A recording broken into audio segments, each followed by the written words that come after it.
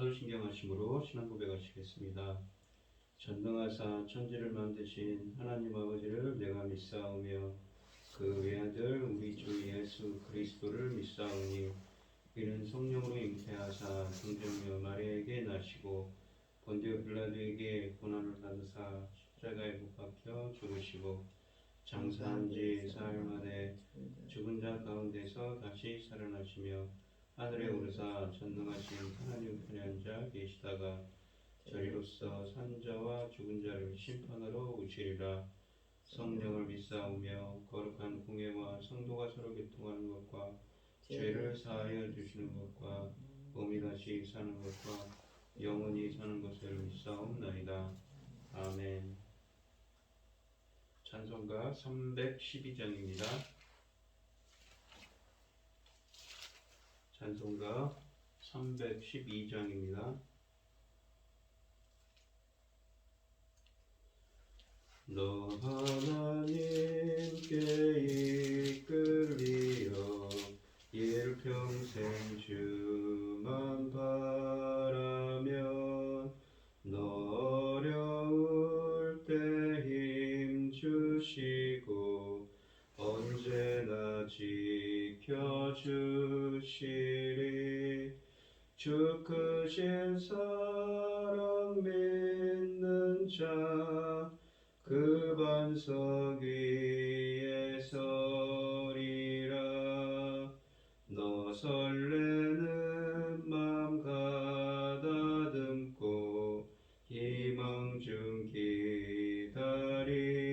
기다리면서 그 은혜로우신 주의 뜻과 사랑에 만족하여라.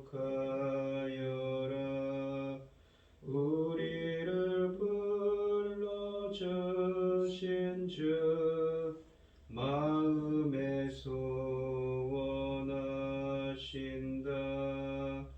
주 찬양하고 기도하며 내 본분 힘써다하라. 주 약속하신 모든 은혜 내게서 이루어지리라. 참되고 의지하는 자 주께서 기억하시리. 아멘.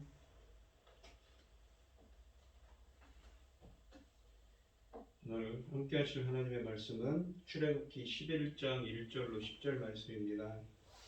구약성경 97쪽에 있습니다. 출애굽기 11장 1절로 10절 말씀입니다. 교독을 하도록 하겠습니다. 제가 먼저 읽겠습니다. 여호와께서 모세에게 이르시기를 내가 이제 한 가지 재앙을 바로와 애굽에 내린 후에야 그가 너희를 여기서 내보내리라. 그가 너희를 내보낼 때에는 여기서 반드시 다 쫓아내리니 백성에게 말하여 사람에게 각기 이웃에게 은금 패물을 구하게 하라 하시다니. 여호와께서 그 백성으로 애굽 사람의 은혜를 받게 하셨고 또 그 사람 모세는 애굽 땅에 있는 바로의 신하와 백성의 눈에 아주 위대하게 보였더라.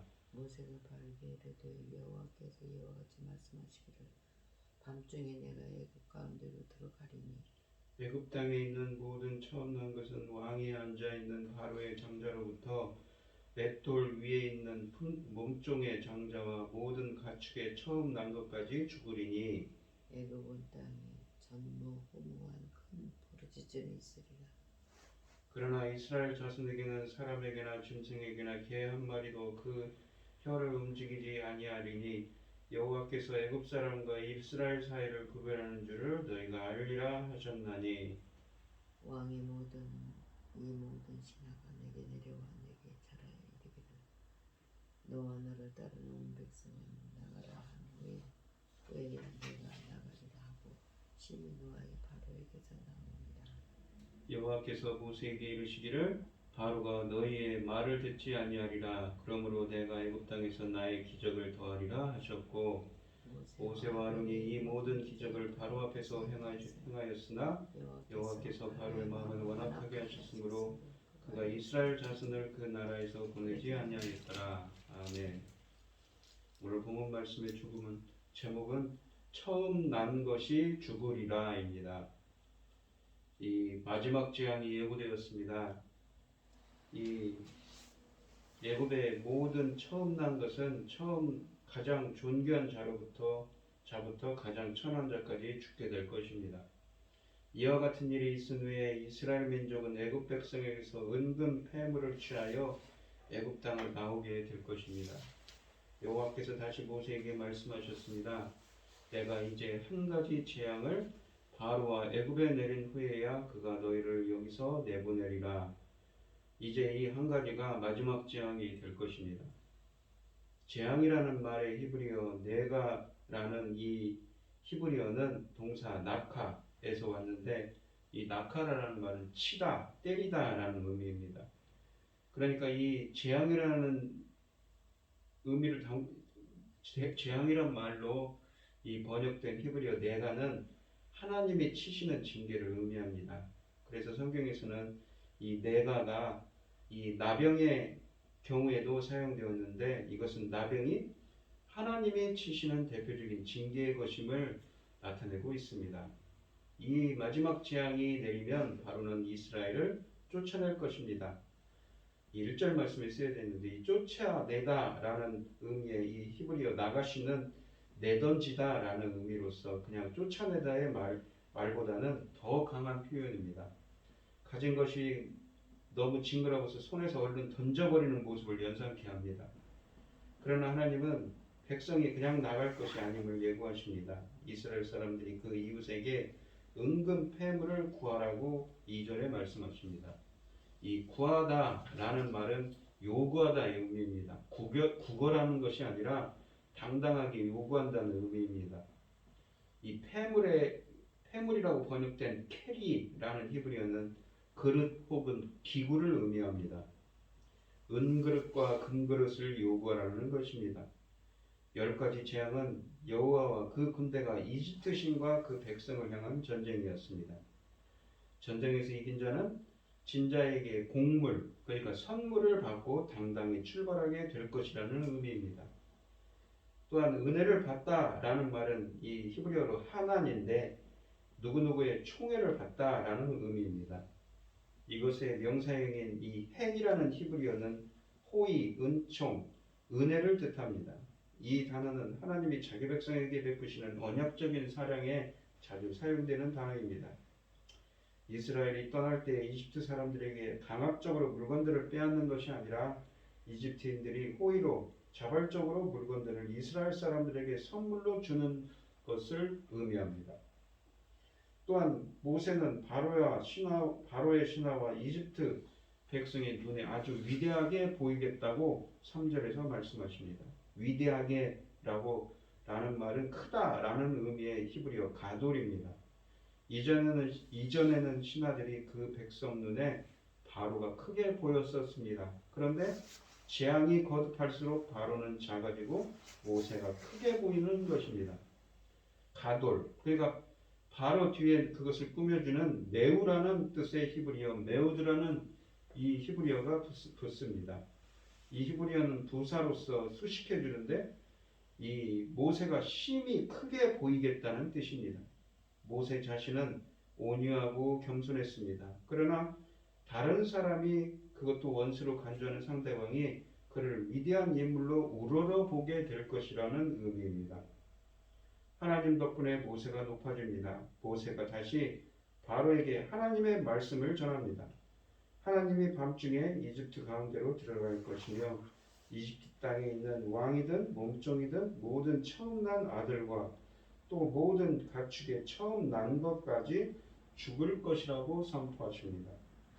이 밤중에 라는 말은 원문으로 밤 한가운데인데 한밤중에 라고 번역하는 것이 좋습니다. 이 한밤중에 라는 말은 아주 불길함을 알리는 단어입니다. 이집트 가운데로 들어가리니 라는 말은 전쟁 중에 큰 장수가 적군의 한가운데로 돌진해 들어가는 모습을 연상케 합니다. 하나님이 이집트 땅을 가로질러 전진하면서 모든 처음 낳은 것은 다 죽이는데 왕위에 앉아있는 바로의 장자부터 죽이겠다고 5절에 말씀하십니다. 왕위는 보좌를 의미하는데 왕이 보좌에 앉아있고 그 앞에 신하들이 부복하여 도열하고 있는 장면은 어전회의를 연상케 합니다. 그때 왕은 그 위엄을 가장 크게 드러내는 순간입니다. 그러나 그러한 바로의 위엄도 하나님의 전진 앞에서 자기 아들을 지킬 수 없습니다. 맷돌 위에 있는 몸종의 장자까지라는 표현은 이 최고의 존엄부터 가장 천한 자까지를 표현한 것인데 명실이 보니 이집트에 있는 모든 사람들을 다 내포한다는 의미입니다. 그들의 장자부터 모든 가축의 처음 난 것까지 죽을 것이라고 5절에 말씀하시는 것이지요. 또한 이집트 온 땅에 전무후무한 큰 부르짖음이 있을 거라고 6절에 말씀하십니다. 이 부르짖다라는 말은 고통으로 부르짖을 때에 자주 사용됩니다. 히브리 사람들이 심한 노역의 고통에서부터 부르짖은 소리를 하나님께서 들으셨다는 구절에서 사용된 단어입니다. 이번에는 히브리인들 반대편인 이집트 사람들이 자식을 잃는 고통 때문에 크게 부르짖을 것입니다. 이런 부르짖음은 그 이전에도 이집트 땅에서 없었고 또 앞으로도 없을 것입니다. 이것은 히브리 사람들의 부르짖음보다 더 클 것입니다. 이집트 온 땅에서 이러한 극심한 일이 벌어질 것이나 이스라엘 자손에게는 사람에게나 짐승에게 아무 일도 일어나지 않을 것입니다. 본문은 그것을 개 한 마리도 그 혀를 움직이지 아니하리니 라고 표현했습니다. 개조차도 아무런 일도 없이 평온하다는 말을 하는 것입니다. 이로써 이집트와 이스라엘 사이의 상황이 확실하게 구별되는 줄을 이집트 사람들이 알게 될 것입니다. 모세는 바로와 신하들에게 마지막 말을 선포합니다. 바로의 모든 신하가 자기에게 내려와 절하며 이스라엘 온 백성이 나가라 한 후에야 나가겠다는 것이지요. 8절에 쓰여져 있습니다. 너무나 당당합니다. 이제 바로가 그 땅에서 나가라고 해도 그냥 나가지 않겠다는 것입니다. 이 내려와라는 말은 높은 곳에서 낮은 곳으로 내려오는 것을 의미합니다. 절하다라는 이 히브리 서한은 하나님 앞에서 엎드려 절하다, 경배하다의 의미입니다. 이 단어는 하나님에게 경배하는 것으로 많이 사용된 단어이지요. 이렇게 자신들을 최대한 낮춘 상태에서 이스라엘에게 나가달라고 요청하면 그제야 나갈 것이라는 것입니다. 만약 그들이 나가지 않으면 이집트에는 더 큰 재앙이 닥칠 것입니다. 그러나 엎드려 빌어야 나가줄 것입니다. 이제 더 이상 출애굽은 이스라엘의 요청에 의해서 이루어지는 것이 아니라 이집트인들이 나가달라고 빌면서 이루어질 것입니다. 출애굽이 얼마나 당당하게 이루어질 것인지를 보여줍니다. 그러면서 모세는 심히 노하여 바로에게서 나왔다고 8절에 말씀하십니다. 심히 노하다는 맹렬한 진노를 의미합니다. 바로가 아닌 모세가 이렇게 화를 내는 것은 상하가 바뀐 모습이지요. 바로 앞에 모세의 위세와 당당함을 보여줍니다.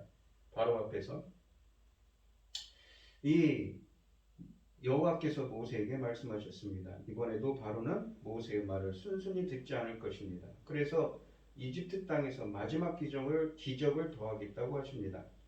기적이라는 말은 하나님께서 행하시는 놀라운 일을 가리킵니다. 더하다라는 말은 이 많다, 크다는 말입니다. 9절 말씀을 원문으로 지극하면 주님께서 모세에게 말씀하셨습니다. 바로는 너의 말을 듣지 않을 것이다. 이는 나에게 이집트 땅에서 더 많은 기적을 이루게 하려는 것이다. 라고 말씀하십니다. 앞에서 행한 여러 기사에 더하여서 이제 또 다른 큰 일을 행하시겠다는 말입니다. 앞에서 계속하여 이러한 기적을 모세와 아론이 바로 앞에서 행하였으나 여호와께서 바로의 마음을 완악하게 하셨으므로 그가 이스라엘 자손을 그 나라에서 보내지 아니하였더라고 본문이 말합니다. 여기에서 마음을 완악하게 하다라는 말은 이 마음을 강하게 하다라로 직역할 수가 있습니다. 여기서 중요한 것은 완악하게 한 주체가 누군가 하는 것이죠. 하나님인가 바로인가라는 것입니다. 출애굽기에 보시면 이 하나님께서 주체가 되어서 바로의 마음을 완악하게 했다라고 표현하는 경우가 10번이 나오면 바로가 이 주체가 된 경우, 그러니까 바로의 마음이 주어로 나타난 경우도 포함해서 9번이 나옵니다. 과연 바로가 스스로 마음을 완악하게 한 것인지 하나님께서 그 마음을 완악하게 한 것인지에 대한 논쟁이 있을 수가 있습니다. 만약 하나님이 그 주체라면 바로가 책임을 지고 징계받는 것은 너무 가혹하다고 주장할 수도 있습니다. 비록 하나님이 바로의 마음을 완악하게 하시겠다는 계획을 이미 밝혔다고 했습니다. 4장 21절에 쓰여져 있죠. 그러나 그 시작은 바로가 하고 있었습니다. 바로가 마음을 완악하게 함이 본격적으로 나타나기 시작하는 구절이 7장 13절부터 5번째 재앙까지는 바로가 능동적으로 바로가 주체가 되어서 이 완악하게 했다고 표현합니다. 하나님께서 그의 마음을 완악하게 하시는 것은 6번째 재앙부터입니다. 따라서 바로는 자신의 행위가 책임을 면할 수가 없는 것이지요. 그러나 이 양자가 완전히 분리되어 생각할 필요는 없습니다. 하나님이 허락하시니 바로가 스스로 완악하게 된 것이며 하나님이 그렇게 만들었어도 바로는 스스로 마음을 그렇게 먹은 것이므로 그 책임을 피할 수는 없습니다. 결론적으로 바로 스스로 한 것이지만 결국 하나님의 뜻대로 된 것입니다. 하나님께서 그렇게 하신 것은 그를 더 크게 징계하기 위함이었습니다. 이 본문 말씀을 보시면 10번째 재앙은 단순히 바로의 항복을 받아내기 위한 사건이 아닙니다. 이스라엘이 한 신앙 공동체로서 새로운 정체성을 지니게 하기 위한 사건이기도 합니다. 하나님은 이미 이스라엘을 자신의 맏아들로 선언하신 적이 있습니다. 이 같은 선언은 이집트 맏아들의 죽음을 암시하는 것이었으며 그 암시가 이 재앙에서 현실로 드러나고 있는 것이지요. 이집트에 내려진 10번째 재앙을 근거로 하나님은 6월절 이스라엘의 장자봉헌 무교절에 관한 규례들을 주셨습니다. 그리고 그 규례들은 이스라엘의 신학적인 정체성을 정의하는 데 핵심 역할을 할 것입니다. 또한 이스라엘이 애굽 밖으로 나오게 하기 위해 하나님의 애굽 안으로 들어가시면 애굽에 처음 난 것은 다 목숨을 잃는 재앙이 임할 것입니다. 애굽 온 땅에서 계승자가 전멸한다는 것은 약자를 학대하고 여호와를 인정하지 않는 바로의 체제가 존속할 가치가 없는 악한 체제라는 선고입니다. 또한 이스라엘의 아들들을 나일강에 먼저 죽이고 하나님의 장자 이스라엘을 학대했던 바로의 악행에 대한 심판이기도 합니다. 히브리 노예들의 부르짖음은 애굽의 더 큰 울부짖음으로 대체될 것입니다. 죽음이 난무하는 애굽의 밤중에 이스라엘에는 샬롬의 침묵이 흐를 것입니다. 개 한 마리도 이스라엘을 향하여 짖지 못할 만큼 하나님의 백성은 완전한 안전과 평화를 보장받을 것입니다. 재앙들이 거듭할수록 바로와 그 신하들은 작게 보이고 모세는 더 크게 보일 거라고 하셨습니다. 그리고 그렇게 되고 있지요. 그리고 그 마지막에는 모세가 바로에게 화를 냈습니다. 모세는 바로와 그의 모든 신하가 자기에게 내려와 절하며 이스라엘 온 백성이 나가라 한 후에야 나가겠다고 으름장을 놓았습니다. 너무나 당당하지요. 이제 출애굽은 더 이상 이스라엘이 요구해서 이루어지는 것이 아닐 거라고 하십니다. 왕과 신하들이 빌며 나가달라고 간청하는 간청으로 이루어질 것입니다. 그뿐만 아니라 이스라엘 사람들은 이집트 사람들로부터 폐물들을 받아 챙겨서 출발합니다. 억지로 빼앗는 것이 아니라 그들이 자발적으로 주는 선물입니다. 전쟁에 승리한 군대가 당당하게 진자로부터 곡물을 챙기는 것입니다. 이스라엘은 탄식하는 이스라엘 사람들을 뒤에 두고 하나님을 앞에 두고 출발합니다. 영광의 엑소더스이지. 또한 하나님께서는 기대할 수 없는 일을 계획해 놓으셨습니다. 애굽에서 지낸 400년은 희망을 잃어버리기에 충분한 시간입니다. 하나님은 스스로 아무것도 할 수 없던 비참한 민족을 내버려 두지 않으시고 저들의 조상과 맺은 언약대로 약속을 이행하셨습니다. 애굽 사람과 구별하여 재앙으로부터 보호해 주셨고 이제 마지막 재앙을 통해 바로가 항복하고 이스라엘을 내보낼 때 애굽 사람들에게 은혜를 얻게 하셔서 큰 재물을 얻어 나오게 하실 것입니다. 동일하게 그리스도와 맺은 구원의 언약을 결코 잊지는 않으시고 계시지요. 그것처럼 지금 우리에게도 그 언약을 이루시는 하나님을 찬양하시기 바랍니다. 마지막으로 보시면 이 10번째 재앙을 통한 승리를 예고하셨습니다. 이스라엘을 보낼지 말지에 대한 주도권이 자신에게 있다고 착각하며 하나님과 협상하려 했던 바로가 자포자기에 빠져 이스라엘을 쫓아내듯 내보낼 거라고 선언하셨습니다.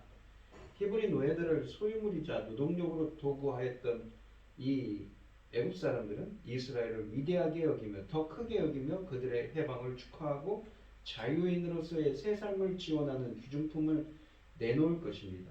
일찍이 아브라함에게 창세기 15장 14절에서 예언하셨던 것이고 또한 모세에게 이 출애굽기 3장 21절에서 약속하셨듯이 하나님은 이스라엘의 압제당한 세월을 이 은혜로 보상해 주실 것입니다. 지금도 하나님은 약한 하나님의 백성을 착취하고 예속하며 압제하는 이들과 반대편에 서서 싸우고 계십니다. 일하시고 싸워주시는 하나님께 도움을 구하는 여러분들이 되시기를 바랍니다. 이제 모든 환경과 처지가 바뀌게 될 것이라고 하십니다. 지금까지 이스라엘 백성을 보내주지 않던 바로는 이스라엘 백성에게 제발 빨리 떠나달라고 애원하게 될 것입니다. 지금 나를 통해 이루어지는 하나님의 일이 더딘 것 같아도 결국엔 말씀대로 될 거라는 확신과 소망을 갖고 최악의 상황에서도 최선의 상황으로 배워주실 우리를 위해 싸워주실 그 주님의 능력과 역사를 바라보는 오늘 새벽이 되시기를 축원드리겠습니다. 기도하겠습니다. 하나님 아버지 감사합니다. 지금 우리가 겪고 있는 상황이 어렵고 힘들더라도 보이지 않는 곳에서 싸워주시고 일하시는 그 하나님의 손길을 구합니다. 주님께서 저희들을 함께 하시고 인도하여 주시어서 하나님의 일을 잘 받들 수 있도록 주님 붙들어 주시고 인도하여 주시옵소서. 이 모든 말씀 거룩하신 예수 그리스도의 이름으로 기도합니다. 아멘. 주기도문 하심으로 오늘 예배를 마치겠습니다. 하늘에 계신 우리 아버지여 이름이 거룩히 여김을 받으시오며 나라의 마옵시며 뜻이 하늘에서 이룬 것 같이 땅에서도 이루어지이다. 오늘날 우리에게 일용할 양식을 주옵시고 우리가 우리에게 죄 지은 자를 사하여 준 것 같이 우리의 죄를 사하여 주옵시고 우리를 시험에 들게 하지 마옵시고 다만 악에서 구하옵소서.